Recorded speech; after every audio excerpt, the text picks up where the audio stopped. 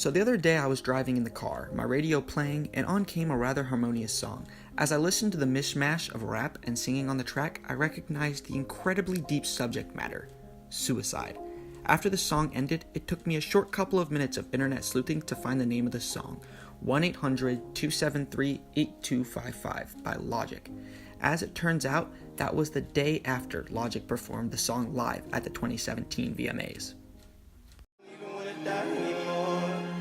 I just want to take a moment right now and thank you all so much for giving me a platform to talk about something that mainstream media doesn't want to talk about. Mental health, anxiety, suicide, depression, and so...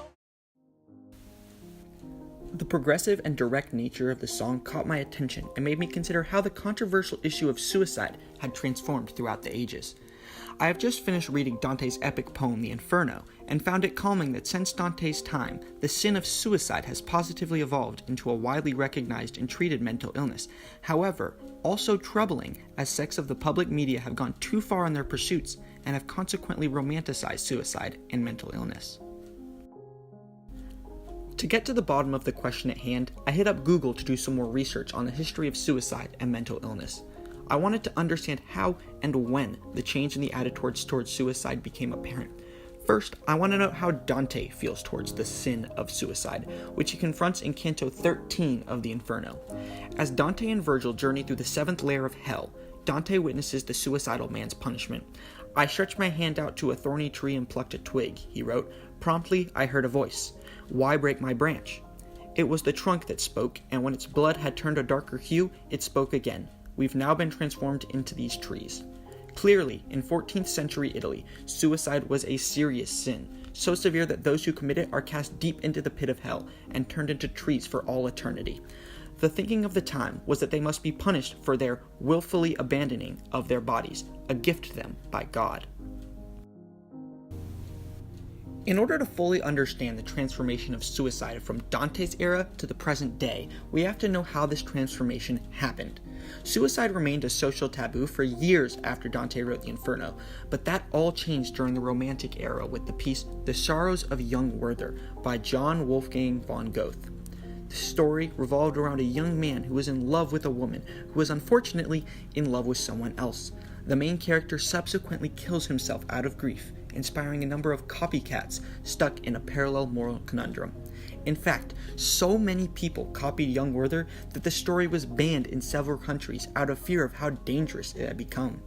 Suicide had been mentioned and portrayed in plenty of other stories before. However, what made The Sorrows of Young Werther so impactful was how immensely popular and relatable the premise was. After Wolfgang von Goethe's novel brought the problem of suicide to the public eye, society became obsessed with finding a quote-unquote cure. Modern doctors have put forefront the study of the biological reasons behind why so many people decide to take their own lives. This, plus multitudes of advancements in technology, have led to an increased understanding of the brain and the effects of mental illnesses, such as depression. This scientific understanding of the reasoning behind suicide has created a social barrier between suicide and discussions of morality. With society now on the side of suicide prevention, not condemnation, an overwhelming amount of support for suicide prevention programs has surfaced, such as the American Foundation for Suicide Prevention, which has raked in $22 million in 2016 alone. However, even though the modern era has done a tremendous job in raising awareness for this issue and providing support for those who need it, something has been going wrong. Despite all of these funds going towards suicide prevention, death rates have actually gone up.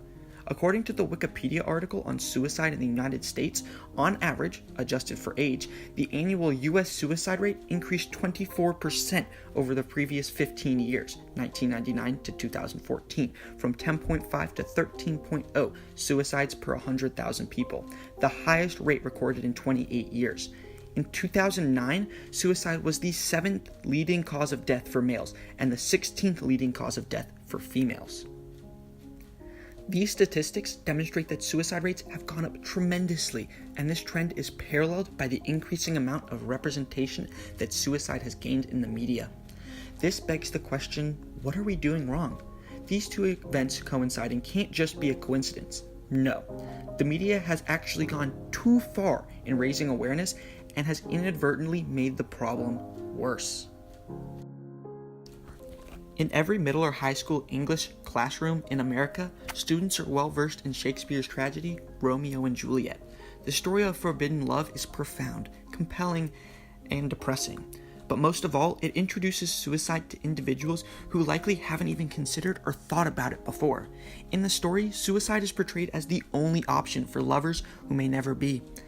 Not only does it teach students a way of thinking, but it forever broadens the scope of the issue of suicide.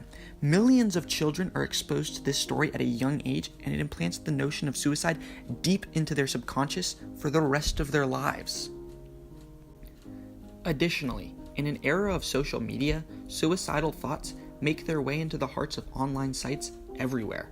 Unfortunately, social media platforms such as Tumblr have unintentionally become places of pro-suicide propaganda.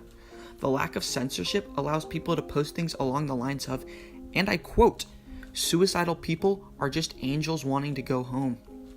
Although a post like this is supposed to be sympathetic towards people who are depressed, it simply promotes the notion of killing oneself. Posts like these not only suggest that there is no negative implication of suicide, but also that suicide may be someone's purpose in life. The most recent and pertinent example of suicide in the media is the hit Netflix show 13 Reasons Why. The show follows the story of a teenager who kills herself because she was ruthlessly bullied. The show was initially created to raise awareness for suicide. However, it came across as a suggestion that suicide was a way for students to get revenge on their bullies. In fact, multiple families around the country have accused the show of being the trigger for their child's use of suicide. Regardless of what we try to believe, we are a replicative species. As the age-old adage goes, monkey see, monkey do. Studies by Giacomo Rizzolotti of the University of Parma demonstrate that through mirror neurons in the brain, it is human nature to reproduce what we see others do. When society raises too much awareness and perhaps even glorifies suicide, more and more people fall victim to this natural issue, deciding to hurt themselves or even worse, to take their own life. While Dante's belief in eternal damnation for individuals who, as he put it, throw away their bodies has dwindled in the world, the pendulum of modern belief has swung too far in the opposite direction and has led to more people committing suicide simply because of the misrepresentation in the media.